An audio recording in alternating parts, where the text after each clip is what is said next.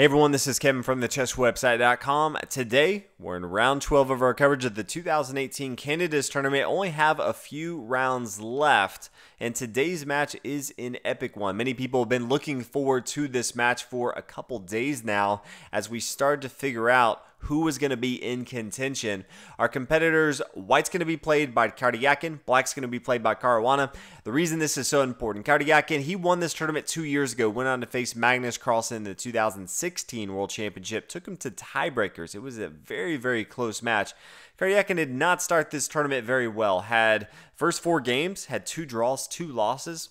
Did not look like he was going to be in contention. But he's come storming Norman back since then, and he has the opportunity. If he wins this, he'll be tied for first. Who will be tied with?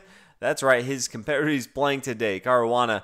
They will be half a point behind the next person in the field. Caruana, on the other hand, he knows what's at stake. He almost won this tournament 2 years ago, eventually losing out to Karjakin, and he is currently looking to just get a draw, and he'll be a point ahead of the field. If he can somehow get a victory of the black pieces, he'll be a point and a half with 2 games left, and there hasn't been an American represented in the World Championship in over 20 years, so he knows what's at stake and understands that if there's anyone he cannot lose to, it is his opponent today, because that would mean he would be tied. So we're going to be looking for a draw, if not a victory for Caruana. Karjakin looking to get himself tied for first. So we get started, pawn to e4, pawn e5, knight f3, knight f6. So getting into the Petrov defense, and then after knight takes on e5, pawn d6, forcing the knight to come back. This is the main line. If you haven't seen the video, there is one that I've created. You can watch it if you're not too familiar with this particular opening.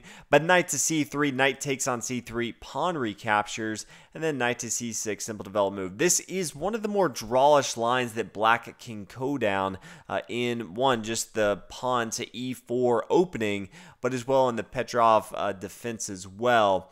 Just trying to exchange down as much material, not trying to get into anything complicated, and then at the end of it, just try to get a quick draw and then move on from there. White continues his development with bishop to e3, bishop e7, queen to d2, preparing for a queenside castle, bishop e6, and then that's exactly what we see. And the king is pretty safe, especially on the queen side with the pawn on c3. Just another layer of protection for white here. Queen to d7, opening up the door for black to castle on the queen side as well. Pawn to a3, pawn here to h6, just stopping the knight to g5, also the bishop to g5 as well. Knight to d4, knight takes, bishop takes here on d4. So black just looking to exchange material. Both sides do have the bishop pair. Fairly open board state right now.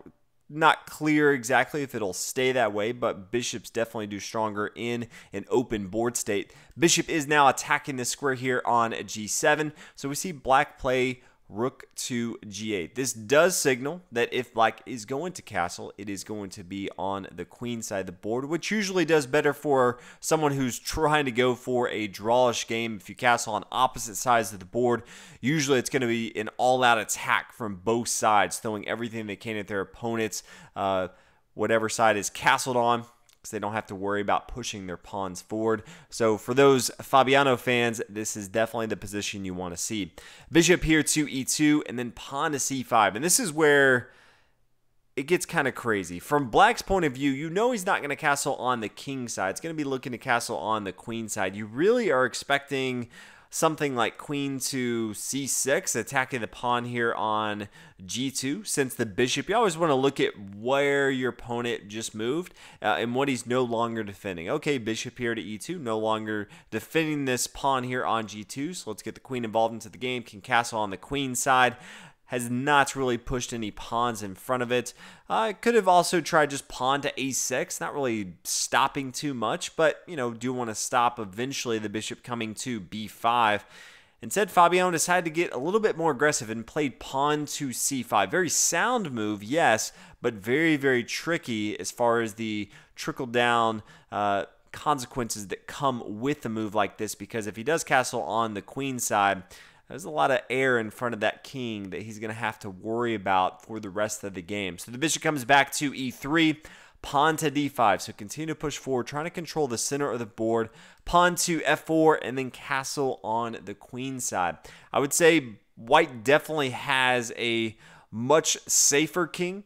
Black now does have the center control, so it's going to be a matter of, from here, can black stay safe? Can white just blow up this board state in the center and start to attack black's king?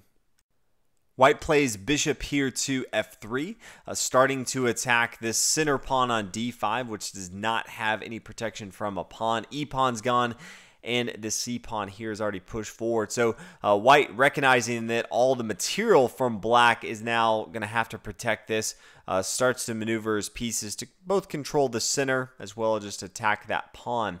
Now bishop down here to g4 says, let's trade off material if you want to.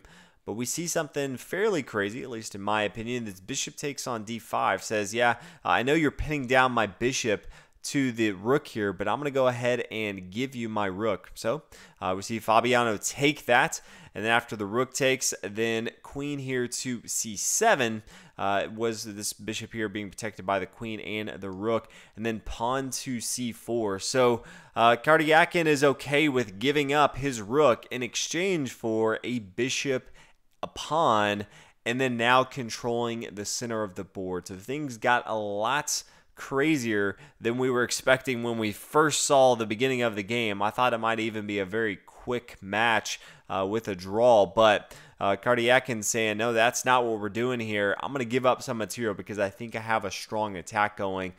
From Caruana's standpoint, it's really just a matter of, can he trade down? He has the material advantage. He's up one pawn. Rook's generally worth a minor piece and two pawns. He gave up a minor piece and one pawn. So can he stay safe, trade down material, and then realize his true equity that he has in the material advantage? That's really what it comes down to. Rook here to e8, trying to control the center file. Queen to f2, just doubling up the attack on the square here on c5. Pawn to b6, kind of the move we were expecting in this position. Pawn to g4, bishop here to f6. King over to b1, trying to get it to a safer square. Also just wants to get it off of this first rank right here. Doesn't want any shenanigans from black if the rook were to ever come down here to this first rank. Rook down to d7, rook up here to d3. Pawn down to g5. And this is kind of interesting as far as how black wants to approach this. He knows the light square bishop here on d5 is not moving. This is a great outpost for white. So don't think he has to worry. Could have even played pawn to g6, knowing that, yeah, I can have it on a light square, but that's not going to be too worrisome because this bishop's not moving. As soon as he moves it down here to g5, we can start to see some strong attack since the dark square bishop is just eyeing down that square right there. So first we see king here to a2, rook to e7, queen here to f3. So Karjakin just starting to build up all of his pieces, maneuvering them so they're all defending each other. And if he wants to start a big attack, he definitely has some opportunities to do that. King here to d8. This is one of those questionable moves for me. It's sound if you were to run it through an analyzer, but just as I observe this position in the game, you never really want to be putting your king on active files. This d file is extremely active. Once the bishop starts coming off the board or just moves, all of a sudden this rook is now eyeing down on this king. You pretty much have to keep pieces in front of that king so it's not attacked. Just something else that Caruana is going to have to worry about for the rest of the game if he wants to keep that king very active here on d8. Bishop coming back here to d2, king to c8 now, queen down here to f1, rook to d6, and then the pawn takes here on g5.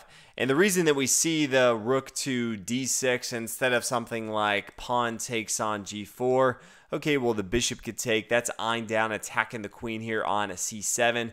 Maybe bishop to e5, just trying to trade down material. But then just going to lose this material here on h6. White's able to gobble up more material. That's exactly what black does not want. Even if he were to get some of this material back here, at the end of the day, we have 4 pawns for black. And then on the other side, we have 5 pawns. But you can see A lot of pressure that white is starting to mount. So that's not what black's looking to do here. Plays rook instead to d6, and then after the pawn takes, bishop recaptures, pawn takes, and then all of a sudden, okay, yes, we have no more bishops for black. We still have this pretty annoying outpost here on d5 that's controlling so much of the board. And then we do have these two pawns over here that black's going to have to deal with as they start to push forward, put a lot of pressure on Caruana. Now the queen comes up to f5, check, rook to d7, and then the queen takes here on g5, and it starts to even look like black was just miscalculating some of how the variation would go. Not sure if he saw that there was a check here, but this does give a pass pawn opportunity for Karjakin. Start pushing on the h-file. Just another thing black's going to have to deal with. Queen comes down here to e5, just says, please, let's just go ahead and trade. Also is attacking the pawn down here on h2. Does not want to take it right away. If he were to take, if you're like, well, yeah, it's clearly open, he could take this. This gets extremely bad. Queen comes up here to g8. Few ways that black can respond. They're all pretty terrible. You could have king to c7. Okay, that's queen to a8 is really the dagger move. Preparing for the queen to a7, depending on where his opponent goes. He always has queen here to b7 as well. Maybe rook down to e2, start an attack. Queen a7, check. Queen down here, b6, check. It doesn't really matter where black goes. It's all going to be pretty bad. If we come back and say, well, yeah, the king's not going to move. Okay, what if rook here to e8? You can probably see that's going to be bad. Just the queen's going to take here. King to c7, very similar thing. Queen over here to a8, that's going to be bad. If the other rook moves, rook here to d8, that's going to be bad as well because the bishop here to e6. This is a great deflection check move because, yeah, you're going to want to take this bishop, but if you do, well, things get extremely bad because queen takes here on d8. After your king moves, you're just going to gobble up more material. So at the end of the day, yes, black would like to go ahead and just take this pawn, but that would be a huge mistake. So queen comes down here to e5, says, let's exchange material. Queen comes to h6, getting out of harm's way and also still defending this square here on h2, even though it doesn't have to worry about it too much. King to d8, another one of those moves where I just don't like putting my king in the center of the board with so much attacking prowess from my opponent. Pawn to g5, so white's starting to push his pawns. Queen back here to d6, queen to h8, check. Rook to e8, so black's playing pure defense mode right now. Queen down here to h4, and then queen over here to g6, just trying to stop this pawn from pushing any further. Queen to g4 from white, rook down here to e5, pawn to h4, just adding another layer of protection to this pawn here on g5. Always nice when your pawns can help in the defense. King here to e7, very aggressive move from Fabiano. Rook down to d2, pawn to b5, says, yeah, I recognize him. I'm in some pressure. I need to relieve some of that pressure by trying to attack on the queen side, but white doesn't worry about that. Says, okay, in this position, I'm going to play bishop takes here on f7. This opens up. This is a really great deflection. The bishop's attacking this queen here on g6, but both the rook and the queen are now attacking this rook here on d7. So you can't really profitably take this. White's going to get some material in this exchange. Queen to f5. Now rook up here to d7. King takes. And now after the exchange, pawn up to g6. And this is a great outpost, but it also just protects this pawn here on g6. And white can just hang out. There's nothing that black can do unless he wants to give up his rook here. But there's just so much pawn advantage that white has. That would be a bad thing. So getting into the end parts of the end game, white has a monumental advantage, and Caruana is just sitting there trying to figure out how he let this happen. King here to e7, pawn takes on b5, rook to h5, says, yeah, I'm not too worried about the pawn over there on h5. Rook takes on h4. This pawn is protected by the bishop, so it doesn't have to worry about playing something like king to b3. He can just continue to push forward with his other pawns. Pawn to a4, rook here to g4, says, yeah, don't even care if you take my pawn. I can overwhelm you on the queen side of the board.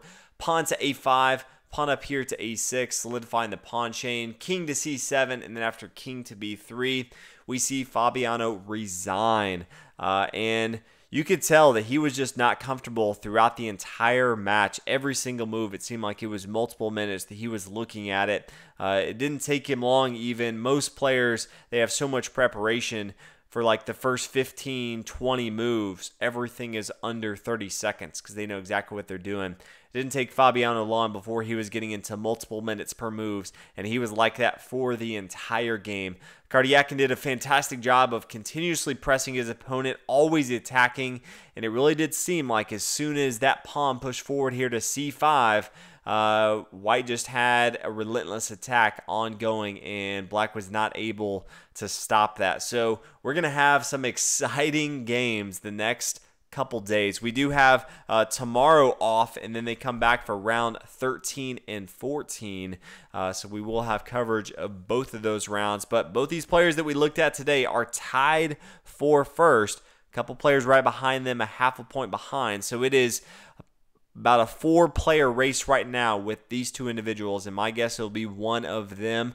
So hopefully you guys are enjoying this tournament. Been some fantastic games so far. Looking forward to see how this thing ends. But thanks for watching, and I'll see you guys in the next video.